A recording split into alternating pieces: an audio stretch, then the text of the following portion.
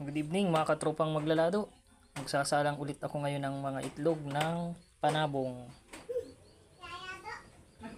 Katulad nung dati kong ginagawa, ay lalagyan ko ito ng pangalan at susulatan ko ng pangalan at susulatan ko din ng petsa kung kailan isinalang sa incubator. Ganyan yung itlog na ganito po. Tapos petsa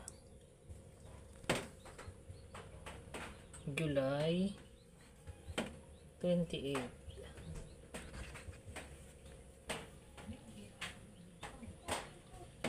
Dito sa itlog.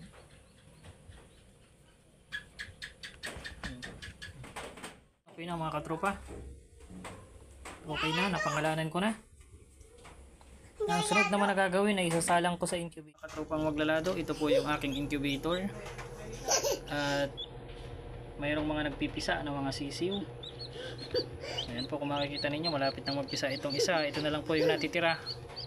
At dito po sa ibaba ay may mga nauna nang magpisa. Ayan, mga sisiw po yan ng panabong.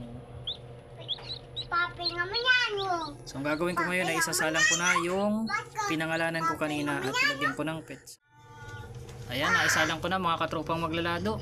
Mag-iintay na lang tayo ng 19 to 21 days bago mapisa yung mga yan.